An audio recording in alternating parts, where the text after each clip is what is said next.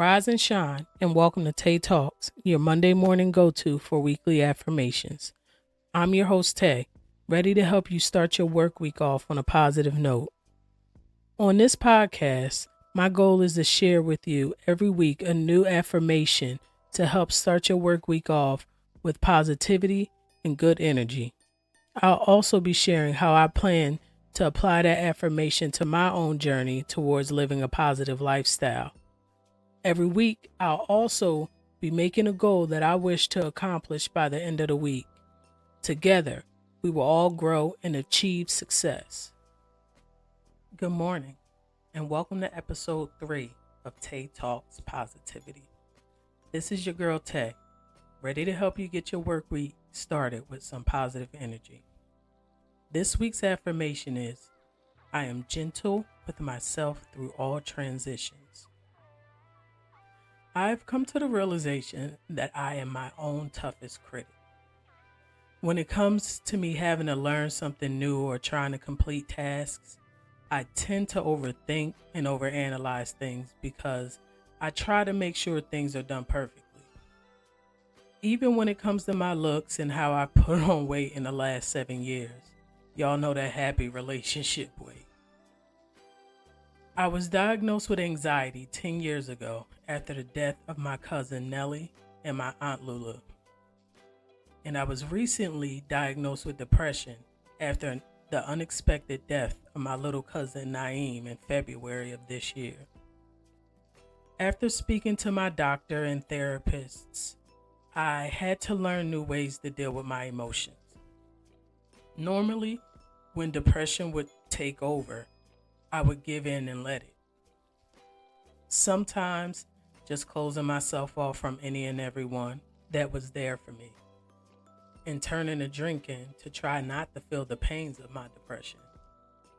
I would sometimes spend 2+ days not speaking to anyone. I would drink until I was drunk and only eat enough to be able to keep drinking.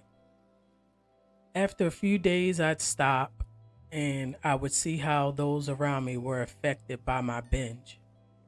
I'd apologize and say I'd never let it happen again. In the moment, I meant every word of it. But how was I going to make sure that I kept my word and put in the work? I'd spend days beating myself up for allowing myself to fall so hard, for not finding a better way to deal with the sadness when I felt like it would hit me like a ton of bricks, for not thinking and finding a better way to cope when I felt like the world around me was a dark, cold place, that it was closing in on me. I was using drinking as a way to numb myself from the feeling of being dazed by my depression. In my mind, it helped take away the feeling of being despondent by making me apathetic to my depression. Now I'm learning new ways to deal with those moments without shutting people out and without turning to having a drink to anesthetize myself from those emotions. My older brother and his wife, my mom and my dad, and my fiance and daughter have played a major role in helping me find new ways to work through those moments. Allowing people to help me when I'm struggling was always something that was difficult for me to do. I never liked the feeling of being seen as weak or like I'm a burden to people. I always thought I was strong. But I've come to realize that even the strongest people need support too. The conversation with my daughter after my most recent battle with depression is the one that put things into perspective for me the most. After talking to her and not just hearing, but listening to what she was saying, I learned that my depression wasn't only affecting me. It was affecting the people in my life that I loved and cared for the most. I had to take a step back and reevaluate myself. Something had to change.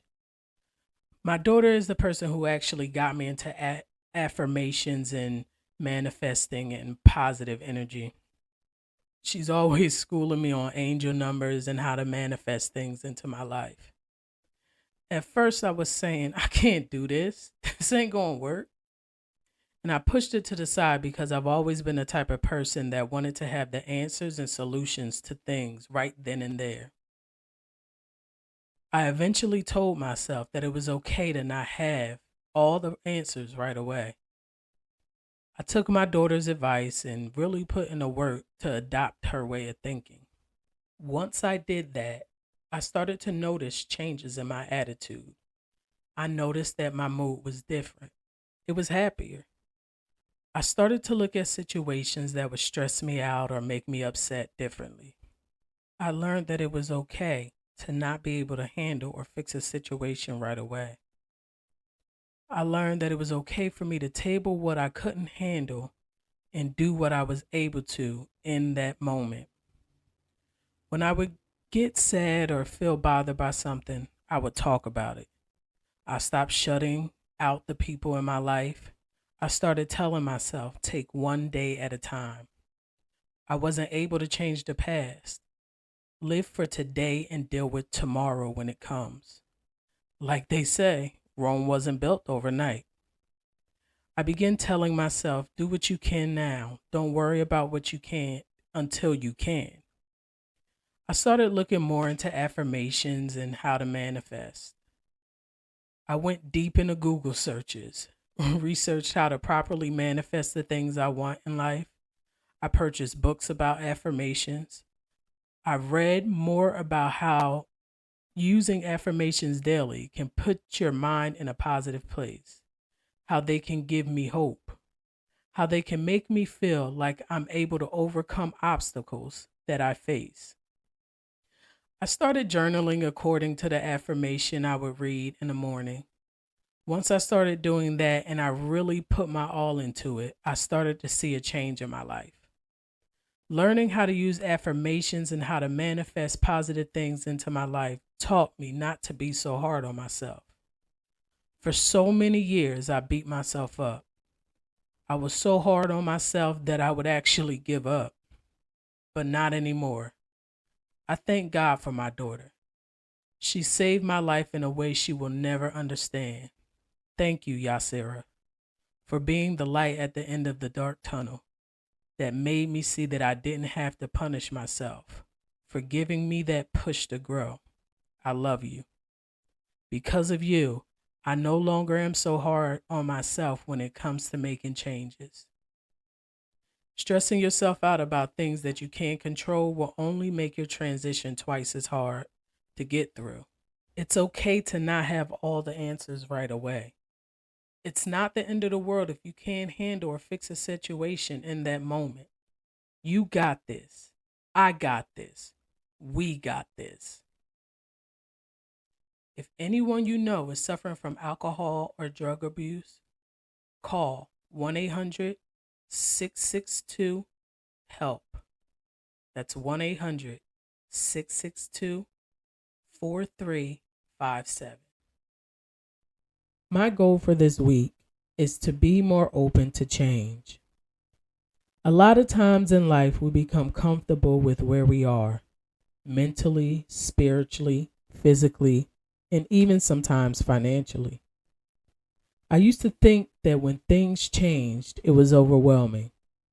I used to always think that when something unexpected would happen, it was nothing but the devil getting busy trying to block my blessings, like I would hear the elders say all the time.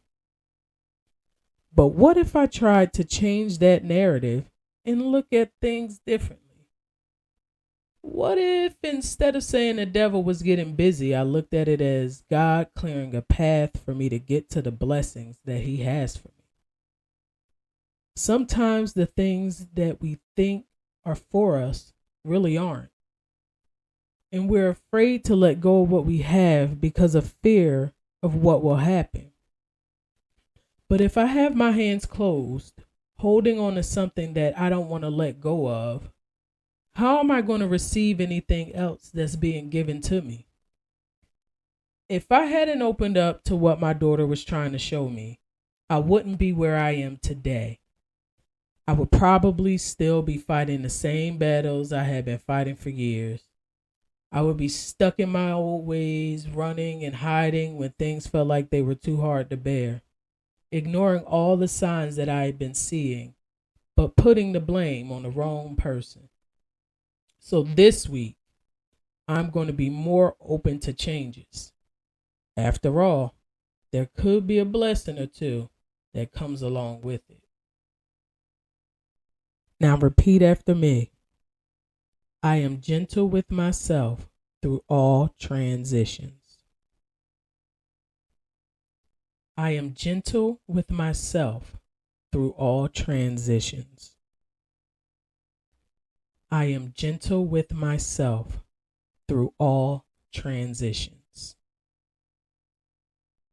I challenge you to set a goal for yourself that you want to accomplish this week. Whether it's big or small, put a plan together to help you reach that goal. Allow yourself to be surrounded by positive vibes and good energy. And when something or someone negative shows up and tries to bring you down, repeat your affirmation and allow that aura of positivity that you have around you to shine bright. This is Ted. Always remember, affirm it, apply it, and achieve it.